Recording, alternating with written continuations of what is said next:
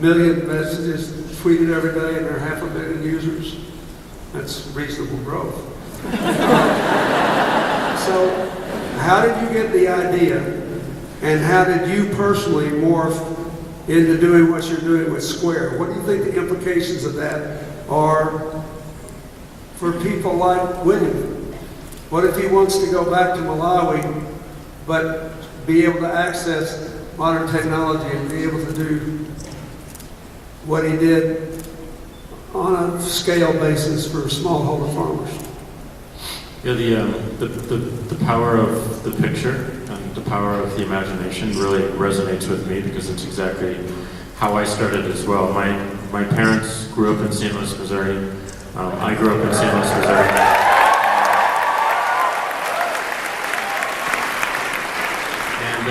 And what I love most about my parents is they always stuck by the city. They love the city, and I developed a love for the city as well. And my love manifested in an obsession over maps. And I love maps. I love looking at maps. I loved wondering what was happening in this particular intersection, what was happening over there, and all the transfer between all the streets, and just what was happening in the world around me. And my parents fortunately got me a computer when I was 8 years old. In 1984, it was a Macintosh. And I fell in love. I fell in love with how one could change this picture, how one could move the map, how one could move the dots. And I resolved to do whatever it took to learn how to do that myself. And eventually when I was about 14 or 15, I learned enough to do that. And Twitter is a very, very long story. We started, I started with an implementation in 2001, and it was very simple. I wanted to go out into the world. I wanted to see what was happening in the world, and I wanted to be anywhere I was, I could update what I saw around me. And that was the simple idea in 2001. And it just wasn't the right time, and I didn't have the right team. So I put it on the shelf until 2006, when SMS got really big in this country. And I just fell in love with the technology. I fell in love with the fact that it was pre-installed on every single device out there.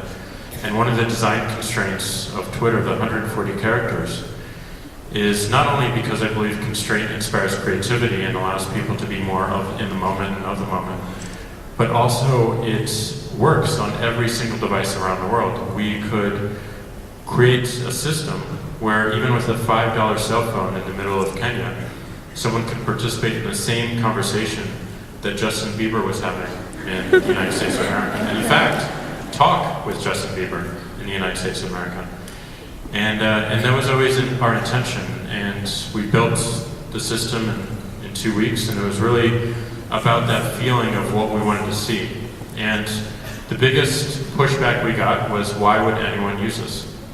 This should not exist. No one needs it. No one needs to see what people are having for breakfast. And people saw it as something that you updated what you're having for breakfast. And my response always was, I tweet about what I'm having for breakfast, and most of the world could care less, and they see it as useless, and maybe so useless it's offensive. But there is one person that does care, and that's my mother. She loves that I'm eating. She loves knowing that I'm alive. And she loves those tweets.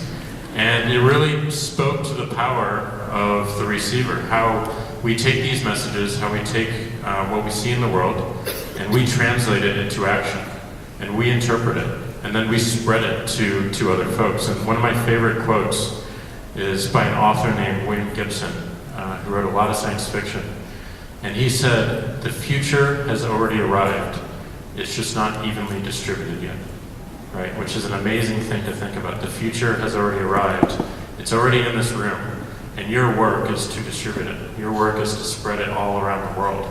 And Twitter is a means to help do it.